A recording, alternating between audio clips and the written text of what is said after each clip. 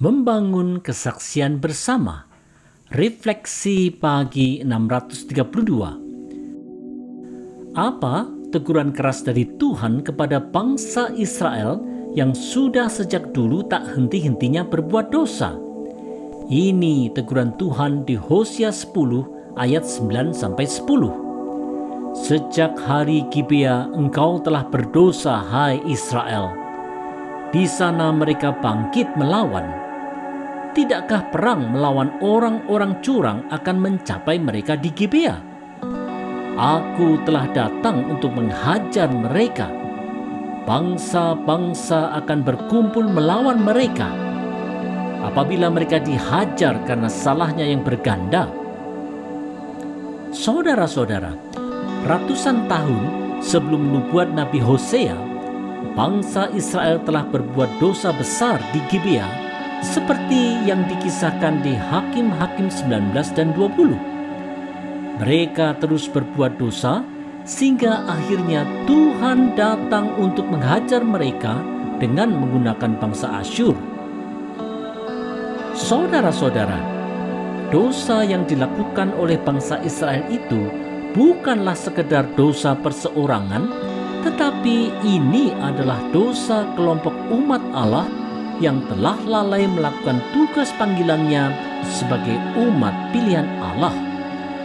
Allah ingin supaya di dalam kebersamaan umat percaya itu, kasih dan anugerah Allah itu dinyatakan kepada semua bangsa, semua kelompok dan semua orang. Oleh sebab itu, kesaksian perseorangan atau suatu kelompok kecil orang saja tidaklah cukup. Kita perlu mengusahakan supaya segenap orang Kristen dalam kelompoknya, termasuk denominasi yang berbeda, secara bersama-sama dapat membangun kesaksian yang baik bagi bangsa Indonesia. Mari kita bekerja sama membangun kesaksian Kristen di Indonesia.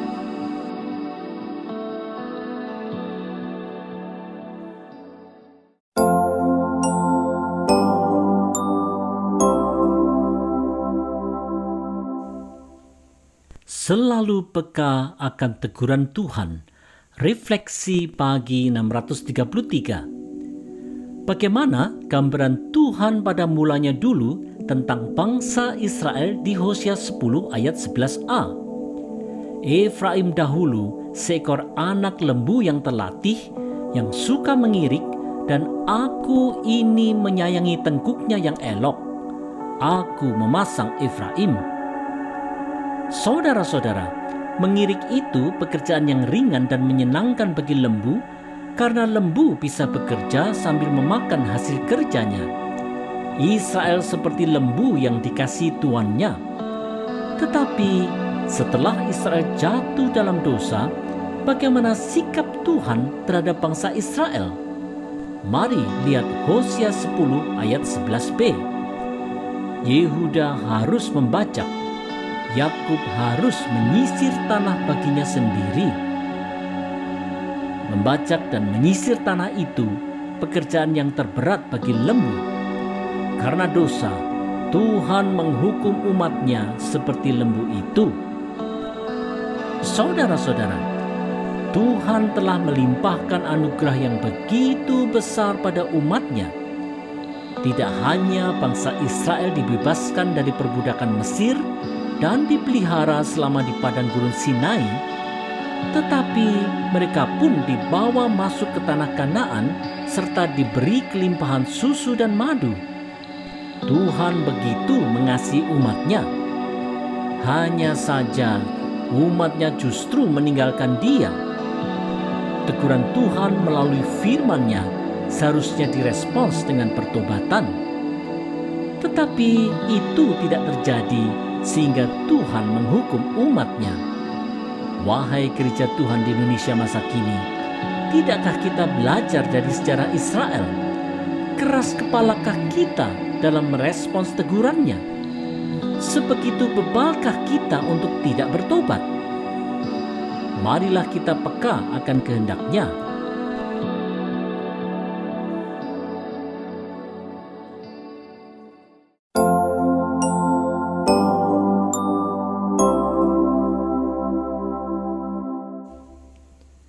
bergiat menjadi saluran berkat. Refleksi pagi 634. Apa yang akan terjadi bila bangsa Israel sebagai umat pilihan Allah mau mencari Tuhan dan bertindak adil? Mari lihat Hosea 10 ayat 12. Menaburlah bagimu sesuai dengan keadilan, menuailah menurut kasih setia. Bukalah bagimu tanah baru, sebab sudah waktunya untuk mencari Tuhan, sampai Ia datang dan menghujani kamu dengan keadilan. Saudara-saudara, dengan tindakannya yang jahat dan tidak adil, maka bangsa Israel telah menabur benih kesaksian yang buruk. Akibatnya, mereka menuai hukuman Tuhan. Tetapi bila bangsa Israel mencari Tuhan dan menabur keadilan bagi semua orang, maka mereka akan menuai berkat dan kasih karunia-Nya. Bangsa Israel pasti akan dapat menjadi saluran berkat bagi bangsa-bangsa. Saudara-saudara, sikap mencari Tuhan senantiasa yang terwujud dalam tindakan yang adil dan tidak diskriminatif memang merupakan bentuk kesaksian umat percaya baik di masa lalu maupun di masa sekarang ini. Bagaimana orang dapat tertarik untuk datang kepada Tuhan bila umat Tuhan bertindak jahat dan berlaku tidak adil? Dalam konteks Indonesia masa kini, perjuangan menegakkan keadilan juga merupakan upaya untuk mewujudkan terang kesaksian Tuhan bagi bangsa. Melalui keterlibatan orang percaya yang bertindak adil di berbagai sektor kehidupan, terang Tuhan akan makin terpancar jauh sehingga kehadiran umat Tuhan akan menjadi saluran kasih karunia Tuhan untuk bangsa Indonesia. Marilah kita giat jadi saluran berkat.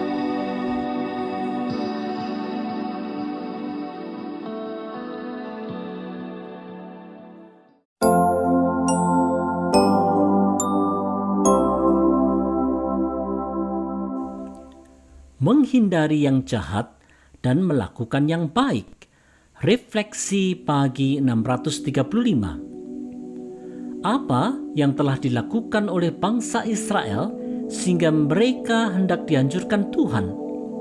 Mari lihat Hosea 10 ayat 13 dan 14. Kamu telah membajak kefasikan, telah menuai kecurangan, telah memakan buah kebohongan.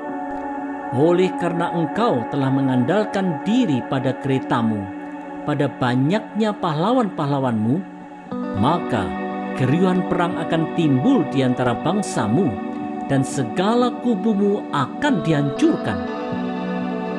Saudara-saudara, bangsa Israel telah berbuat kefasikan, kecurangan, dan kebohongan yang dibenci Tuhan.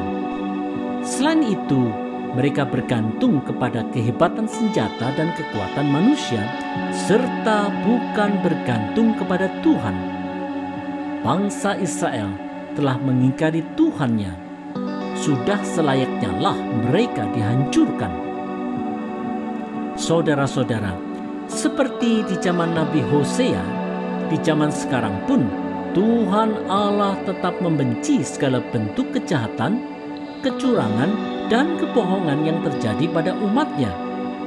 Allah ingin supaya umatnya menghindari yang jahat, berlaku baik, dan hanya bergantung kepada Tuhan saja.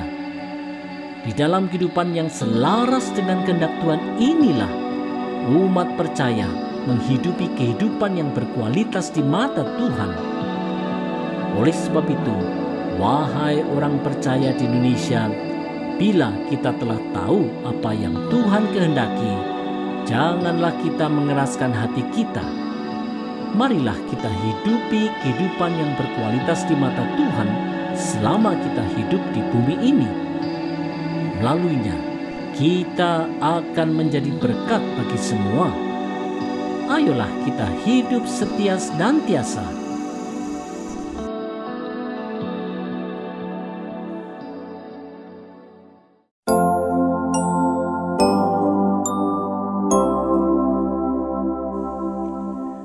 Menghindari kejahatan dahsyat.